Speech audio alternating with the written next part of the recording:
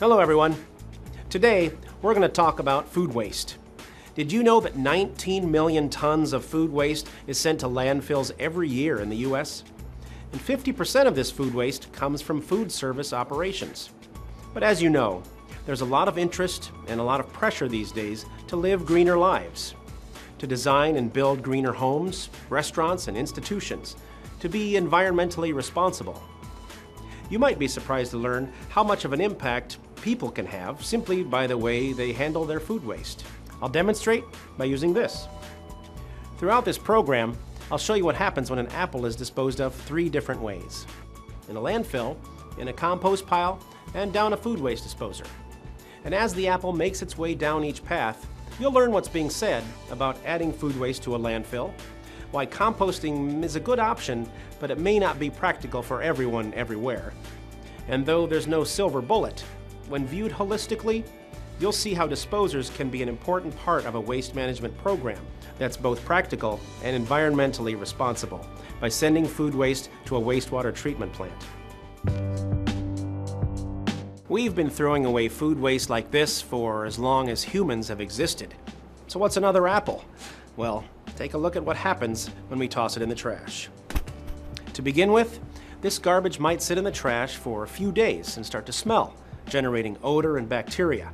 Then, when you take it out to the sidewalk or into the alley, it can attract vermin. Finally, the truck that takes it away emits diesel fumes into the atmosphere all the way to the landfill.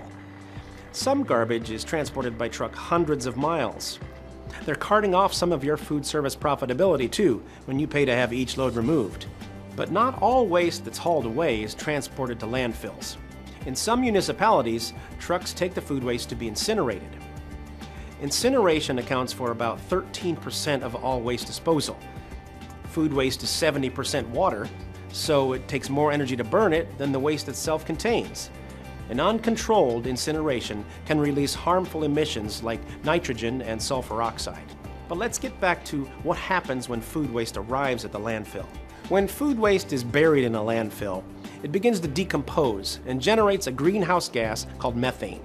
Many experts agree that methane is a major contributor to global warming. Now, it's possible to capture methane gas and reuse it as energy. But food waste decomposes so quickly, it's challenging to capture the methane, and not all landfills are set up to do it.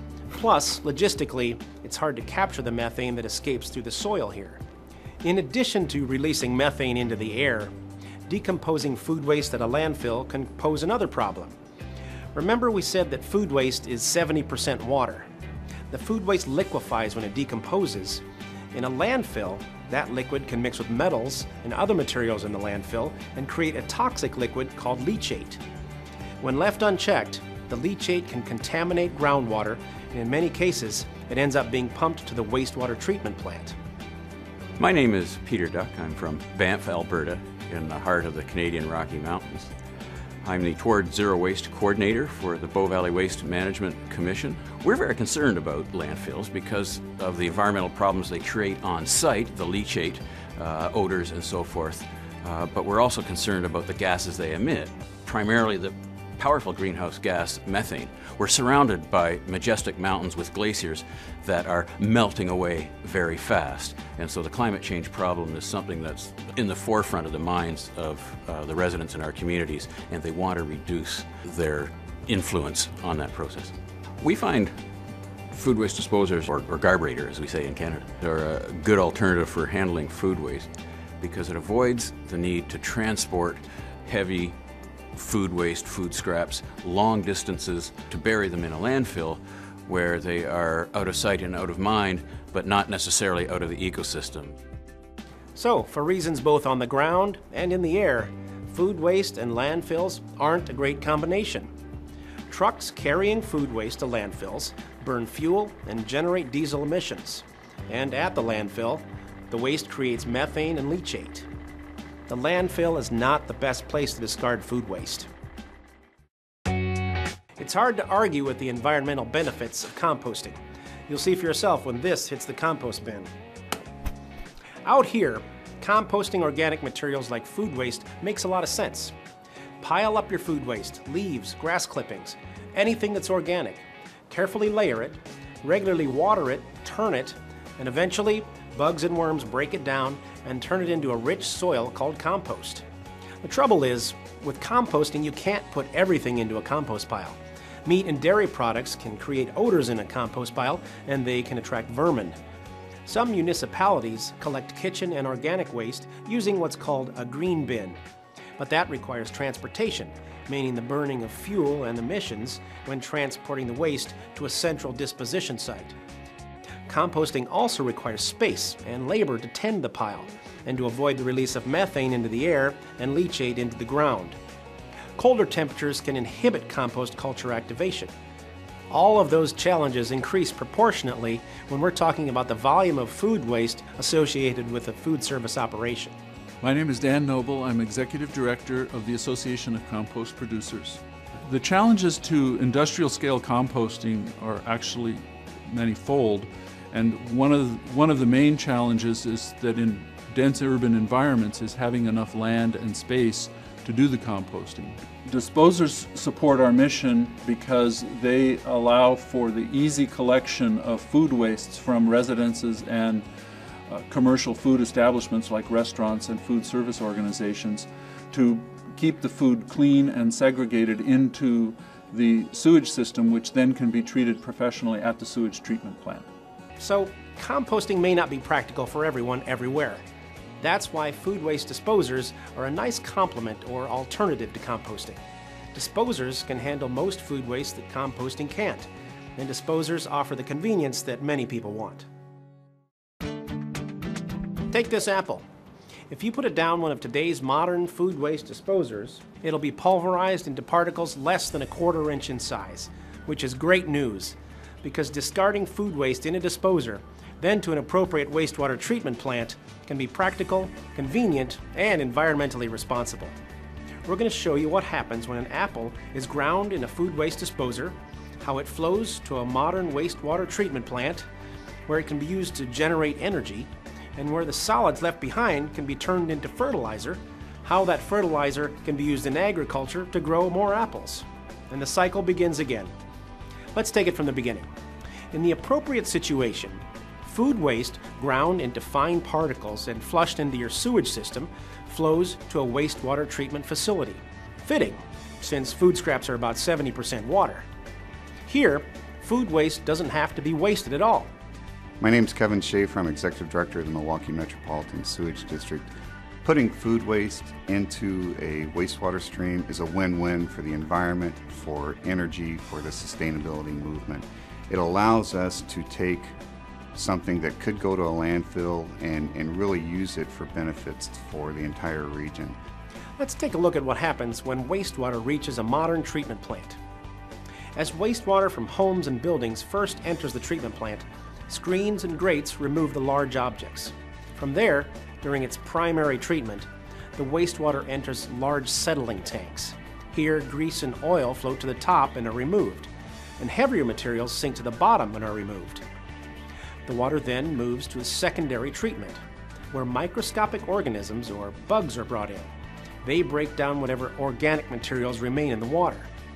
Finally, the water goes through disinfection before the water is discharged into rivers or lakes.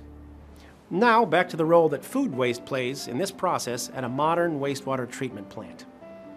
When the heavy solid material or sludge is removed from the water in primary and secondary treatment, it's sent to something called a digester. Now, digesters are designed to break down the solids so that the volume of that material can be reduced. These digesters work in one of two ways, either through what's called aerobic digestion, which means it uses oxygen, or anaerobic digestion, which is without oxygen. It's important for you to know which process is used in your community. This modern wastewater treatment plant in Milwaukee, Wisconsin, uses anaerobic digestion. These digesters don't use oxygen, so when the food waste in the solids is digested by the microorganisms, or bugs, they release a gas that's about 60% methane. Here, that gas is harnessed and used to generate heat and electricity at the plant. So we're able to capture that methane gas and burn it and use it to produce energy. So we're actually reducing the energy needs of the region, and we save our taxpayers about $2 million a year. Now, in cases where oxygen is used in the process, which is called aerobic digestion, methane is not produced. So the waste is reduced without the benefit of providing a renewable source of energy. In either case, however, we could still benefit from the second byproduct of the digestion process, the biosolids themselves. Which brings us to the next step in our circle. Those biosolids at the wastewater treatment facility can be converted into fertilizer and sent back to the land. This fertilizer is a better soil conditioner than the synthetic fertilizers that farmers might purchase. At the Milwaukee Metropolitan Sewage District, what we're able to do with those biosolids is produce a lawn fertilizer called Milorganite, Milwaukee Organic Nitrogen. It's a natural fertilizer that is safe for the environment, and it's a revenue stream for us as well. We can offset the cost of our process by selling this Milorganite as a lawn fertilizer. Milorganite really is looked to by the lawn industry.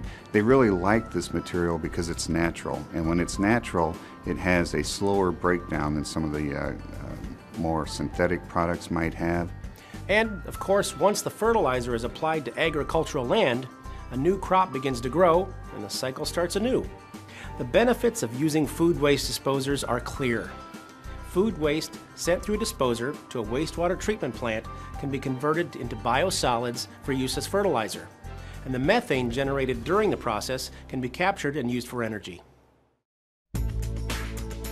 I hope we've helped you understand the impact this can have on the environment, and why adding food waste to a landfill has its limitations, why composting is a great option but isn't always practical for everyone everywhere, and why using a food waste disposer can be both practical and environmentally responsible and may present the best option.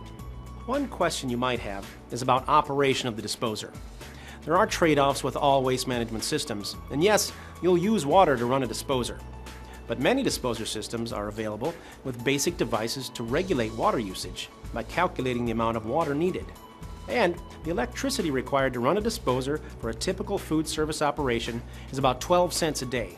That's based on a 2-horsepower disposer operating 2 hours a day with an electrical cost of 10 cents per kilowatt hour. Thanks for taking the time to learn about food waste disposers and the environment. Remember, when it comes to food waste, disposers can be both practical and environmentally responsible.